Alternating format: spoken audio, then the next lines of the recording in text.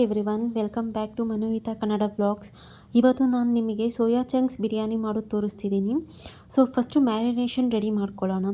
Because ಸೋಯಾನ ಹಾಗೆ ಹಾಕಿದ್ರೆ ಅದಕ್ಕೆ ಉಪ್ಪು ಖಾರ ಎಲ್ಲ ಸರಿಯಾಗಿ ಇಟ್ಕೊಳ್ಳಲ್ಲ.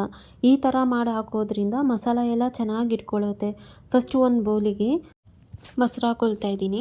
ಮೊಸರಾಗಿ ಒಂದು 1/4 ಸ್ಪೂನ್ ಉಪ್ಪು, ಒಂದು 1/4 ಸ್ಪೂನ್ ಖಾರದ ಪುಡಿ, ಒಂದು ಸ್ವಲ್ಪ ಧನಿಯಾ ಪುಡಿ, ಹಾಗೆ ಜೀರಾ ಪೌಡರು, ಆಮೇಲೆ ಇಲ್ಲಿ 1 ಸ್ಪೂನ್ ಆಗುವಷ್ಟು ಬಿರಿಯಾನಿ ಮಸಾಲ ಹಾಕ್ಕೊಳ್ತಾ ಇದ್ದೀನಿ. ನಮ್ಮ ಮನೇಲಿ ಸ್ವಲ್ಪ ಖಾರ ಕಮ್ಮಿ, ಅದರಿಂದ ನಾನು ಖಾರ ಕಮ್ಮಿ ಹಾಕ್ಕೊಳ್ತಾ ಇದ್ದೀನಿ. ನಿಮಗೆ ಎಷ್ಟು ಬೇಕು ನೋಡಿ ಅಷ್ಟು ನೋಡಿ ಹಾಕ್ಕೊಳ್ಳಿ. ಅಂದರೆ ನೀವು ಖಾರ ತಿನ್ನೋರಾದರೆ ಇನ್ನು ಸ್ವಲ್ಪ ಖಾರ ಹಾಕ್ಕೋಬೋದು, ಖಾರದ ಪುಡಿ. ಹಾಗೆ ಇಲ್ಲಿ ಈರುಳ್ಳಿನ ಫಸ್ಟೇ ನಾನು ಫ್ರೈ ಮಾಡಿ ಎತ್ತಿಕ್ಕೊಂಡಿದ್ದೆ.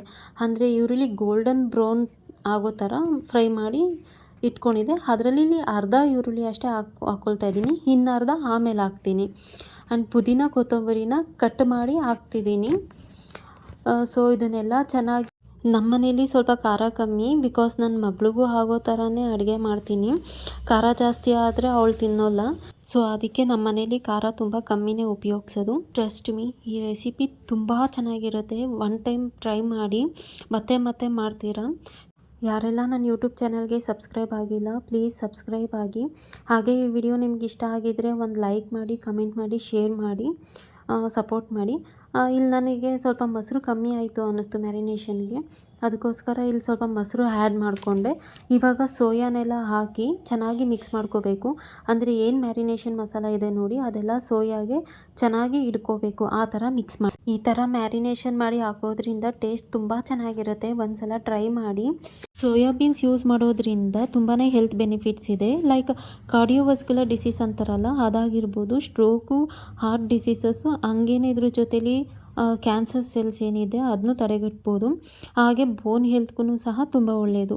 ಡಯಟ್ನಲ್ಲಿರೋರು ಡೈಲಿ ಸೋಯಾ ಯೂಸ್ ಮಾಡೋದ್ರಿಂದ ಅವ್ರಿಗೆ ಪ್ರೋಟೀನು ಸಹ ಸಿಗುತ್ತೆ. ಅಂದರೆ ಸೋಯಾದಲ್ಲಿ ಯಥೇಚ್ಛವಾಗಿ ಪ್ರೋಟೀನ್ ಸಿಗುತ್ತೆ. ಅದರಿಂದ ಡೈಲಿ ಆಗಿಲ್ಲ ಅಂದರೂ ವಾರಕ್ಕೆ ಒಂದು 3 to 4 ಟೈಮ್ಸ್ ಸೋಯಾ ಯೂಸ್ ಮಾಡಿದ್ರೆ ತುಂಬ ಒಳ್ಳೆಯದು.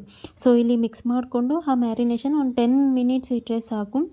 ಅದು ಮ್ಯಾರಿನೇಟ್ ಆಗೋ ಅಷ್ಟರಲ್ಲಿ ನಾನಿಲ್ಲಿ ಸ್ಟವ್ ಮೇಲೆ ಕುಕ್ಕರ್ ಇಟ್ಟು ಸ್ವಲ್ಪ ಆಯಿಲ್ ಹಾಕ್ತಾಯಿದ್ದೀನಿ. ಅಂದರೆ ಇದಕ್ಕೆ ಆಯಿಲ್ ಸ್ವಲ್ಪ ಜಾಸ್ತಿ ಇದ್ದರೆ ಚೆನ್ನಾಗಿ. ಎಣ್ಣೆ ಬಿಸಿ ಆದಮೇಲೆ ನಾನಿಲ್ಲಿ ಸ್ಪೈಸಸ್ ಹಾಕ್ತಿದ್ದೀನಿ. 2 ಲವಂಗ, 1 ಏಲಕ್ಕಿ, ಸ್ವಲ್ಪ ಚಕ್ಕೆ, ಹಾಗೆ ಒಂದು 1/4 ಸ್ಪೂನ್ ಸೋಂಪು, 1 ಪಲಾವ್ ಎಲೆ, ಸ್ಟಾರ್ ಹೂವು 1, ಇದನ್ನೆಲ್ಲ ಹಾಕಿ ಒಂದು ಸ್ವಲ್ಪ ಫ್ರೈ ಮಾಡ್ತೀನಿ.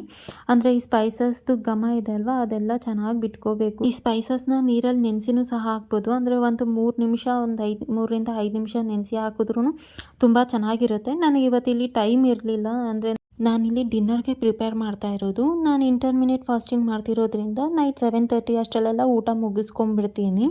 ಸೊ ಆಮೇಲೆ ನೆಕ್ಸ್ಟ್ ಮಾರ್ನಿಂಗ್ 11:30ವರೆಗೂ ನಾನು ಏನೂ ತಿನ್ನಲ್ಲ, ಅಂದರೆ ನೀರಷ್ಟೇ ಕುಡಿತೀನಿ. ಅದಕ್ಕೋಸ್ಕರ ಬೇಗ ಮಾಡ್ಕೊಂಬಿಡೋಣ ಅಂತಂದು ಪ್ರಿಪೇರ್ ಮಾಡ್ಕೊಳ್ತಾ ಇದ್ದೀನಿ. ಇಲ್ಲಿ ನೋಡ್ಬೋದು, ಒಂದು ಚಿಕ್ಕ ಈರುಳ್ಳಿ ಹಾಕ್ಕೊಳ್ತಾ ಇದ್ದೀನಿ. ಆ ಈರುಳ್ಳಿ ಗೋಲ್ಡನ್ ಇಶ್ ಬರೋವರೆಗೂ ಫ್ರೈ ಮಾಡ್ಕೊಬೇಕು. ಹಾಗೆ ಇಲ್ಲಿ ನಾನು ಶುಂಠಿ ಬೆಳ್ಳುಳ್ಳಿ ಪೇಸ್ಟ್ ಖಾಲಿ ಆಗಿತ್ತು, ಅದಕ್ಕೋಸ್ಕರ ಶುಂಠಿ ಬೆಳ್ಳುಳ್ಳಿನ ಚಿಕ್ಕ ಚಿಕ್ಕದಾಗಿ ಕಟ್ ಮಾಡಿ ಹಾಕ್ಕೊಳ್ತಾ ಇದ್ದೀನಿ. ನಿಮ್ಮ ಮನೇಲಿ ಶುಂಠಿ ಬೆಳ್ಳುಳ್ಳಿ ಪೇಸ್ಟ್ ಇದ್ದರೆ ನೀವು ಶುಂಠಿ ಬೆಳ್ಳುಳ್ಳಿ ಪೇಸ್ಟ್ನೂ ಸಹ ಹಾಕೊಬೋದು. ಅದು ಶುಂಠಿ ಬೆಳ್ಳುಳ್ಳಿದು ಹಸಿ ವಾಸನೆ ಹೋಗೋವರೆಗೂ ಸ್ವಲ್ಪ ಫ್ರೈ ಮಾಡ್ಕೊಳ್ಳಿ. ಹಾಗೆ ಇಲ್ಲಿ ಒಂದು ಚಿಕ್ಕ ಟೊಮೆಟೊ ಹಾಕ್ಕೊಳ್ತಾ ಇದ್ದೀನಿ. ಈ ಟೊಮೆಟೊ ಫುಲ್ಲು ಸಾಫ್ಟ್ ಆಗಬೇಕು.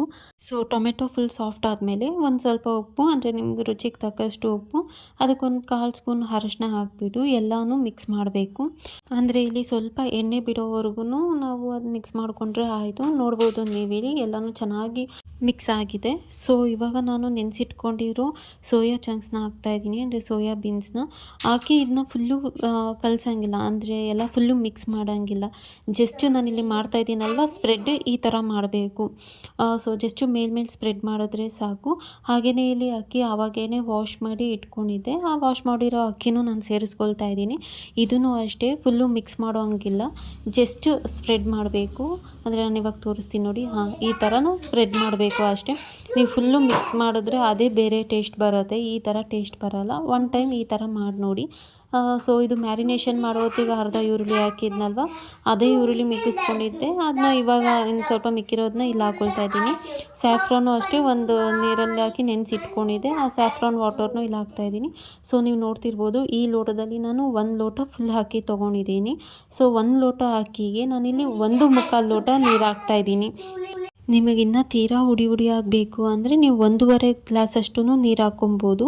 ಸೊ ನಾನಿಲ್ಲಿ ಮೀಡಿಯಮಾಗಿರಲಿ ಅಂದ್ಬಿಟ್ಟು 1 ಲೋಟ ನೀರು ಹಾಕ್ಕೊಂಡಿದ್ದೀನಿ.